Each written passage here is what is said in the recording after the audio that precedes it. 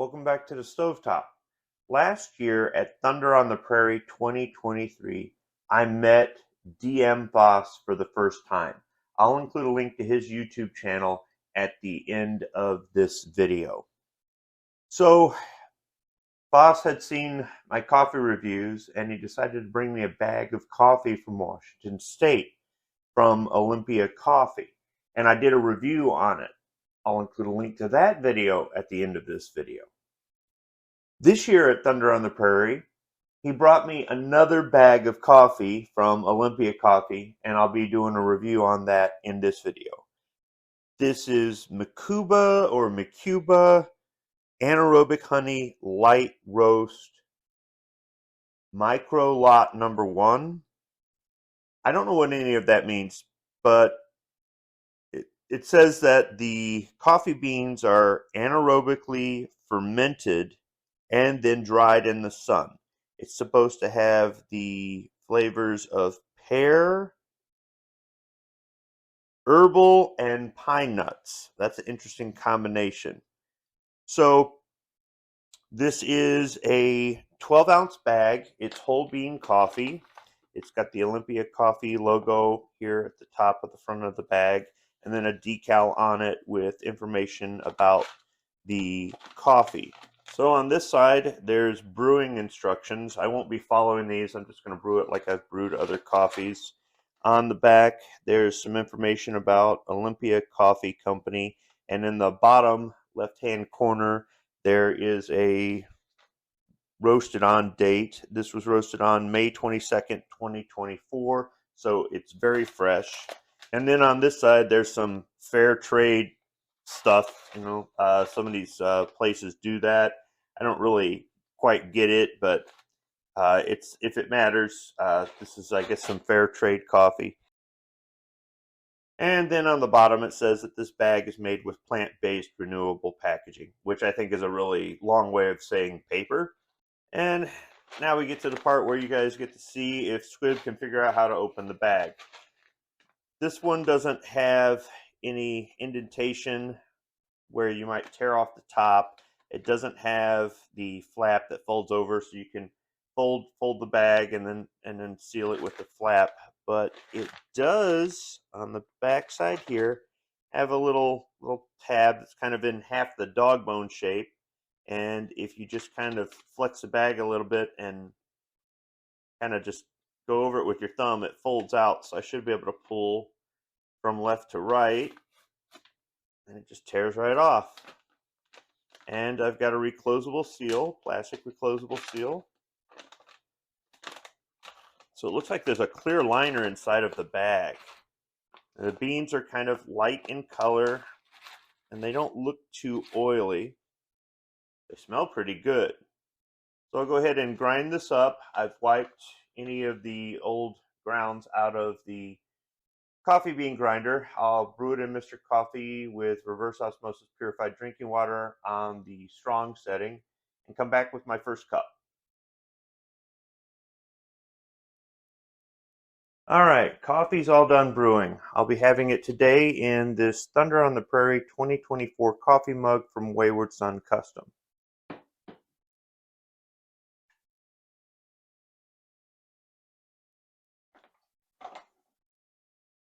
All right, time to pour the first cup.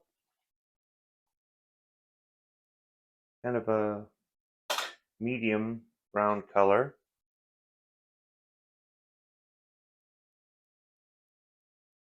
All right, so this is a part of the video where I stall to let the first cup cool off enough that I can actually taste it. I just want coffee. I'm really groggy this morning. I intentionally shoot these videos groggy just to see if the coffee actually wakes me up. If I don't mention it at the end of the video, you might be able to hear it in my voice, the difference between the beginning and the end of the video. Some days I really don't want to shoot a coffee review. I just want my damn coffee. So I filled the basket about 2/3 of the way with coffee grounds. They were a little bit powdery, but I think that's because the beans are dry. I didn't see any oily beans at all. So I don't know if that's going to affect the taste of the coffee, but usually the oilier beans are they usually make better coffee in my experience. So somebody was asking me about the proper way to use the coffee grinder, whether you should invert it and use the lid to collect the grounds and pour that into the filter in the basket, or if you should take the lid off and just pour it directly out of the grinder. I didn't know there was a right way or a wrong way. I suppose whatever works, you do you. I mean, either way, you're using gravity.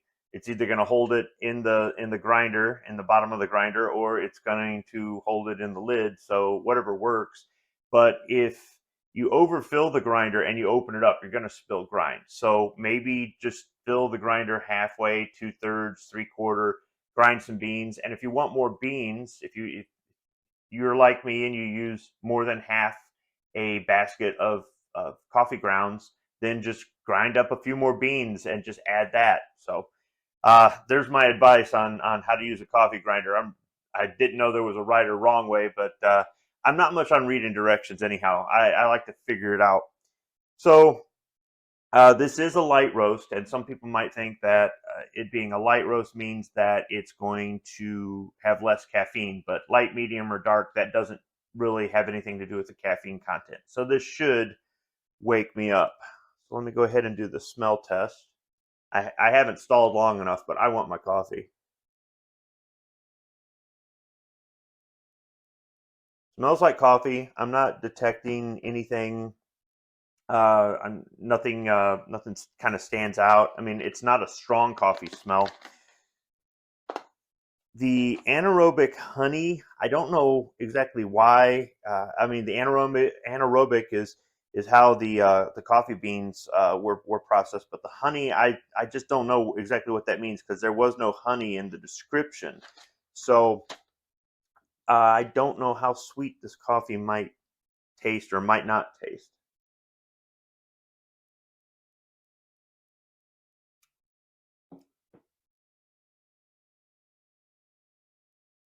Okay.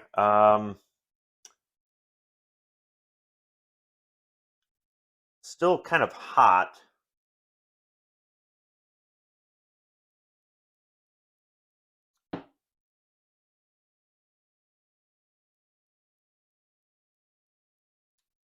Yeah, I'm gonna have to let this cool down a little bit more and come back and do my first sips. So I'm gonna go watch a short YouTube video. I'll be right back. All right, I'm back. So let's try this again.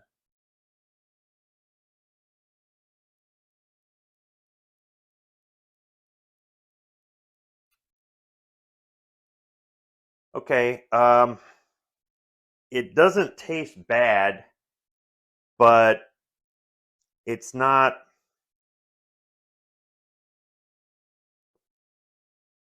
I'm not picking out anything distinct. I'm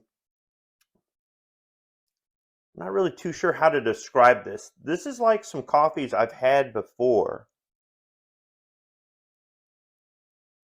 and I believe those were supposed to have kind of some different flavors going on there, and I wasn't detecting it.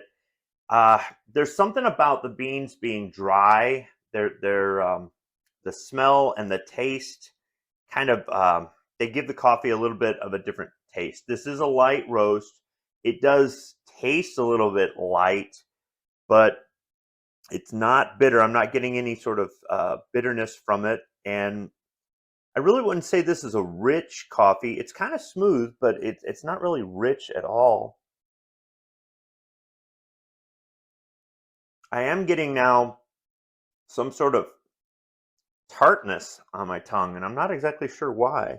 Maybe that's the pear.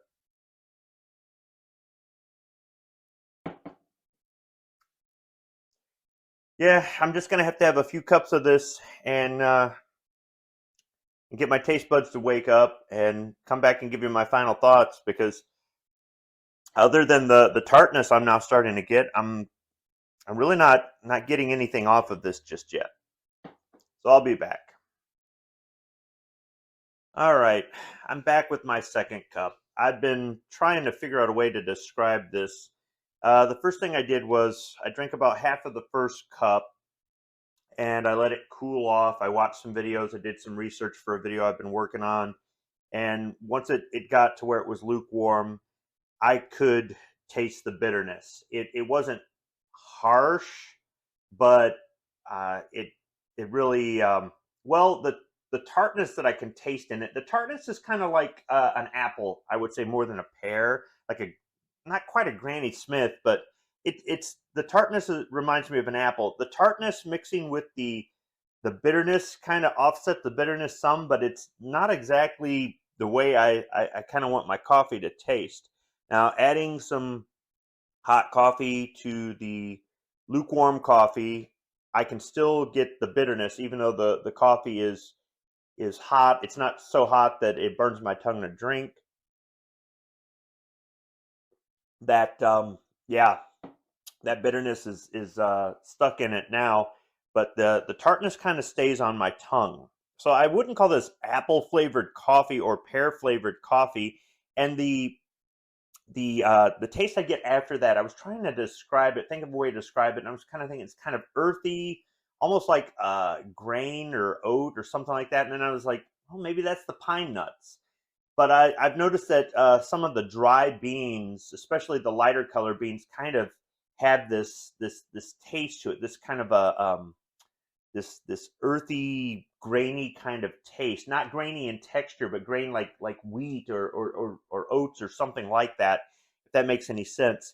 So this isn't exactly a taste that I would be going for, but it was worth trying out. Definitely a good idea to do a review on this because unlike the one I reviewed last year, this one you can actually order online from Olympia Coffee, and I'll include a link to that in the description section below if you'd like to try this out or one of their other coffees. They've got a lot of different coffees out there that are probably really kind of bougie. So if you're into that sort of thing, you might like this or some of their other coffees. Now it is waking me up. I've got some energy. I've already, like I said, been watching some videos, doing some research, done some housework, some stuff like that. So it's definitely waking me up because I was groggy this morning. It's not making me jittery or anything else like that, but the tartness is just something I'm not looking for. And it's not like a blueberry tartness either, where you get a little bit of the sweet or the blueberry smell or that sort of thing. It's just different. So even though I don't really care for this coffee, I do want to thank DM Faas for giving it to me to try out. I like doing review videos on coffees, whether I end up liking them or not. It's just my opinion. Like I've said in previous videos, individual results may vary. You may like something like this. If you like something with kind of an earthy tone to it and this tartness in the middle that is just, it's different, you might want to give this a try. So I'll be having a few more cups of this and using the caffeine in it to keep me going this morning because I've got a lot of things to do today. I've got a lot of videos I have to edit. Thanks for watching.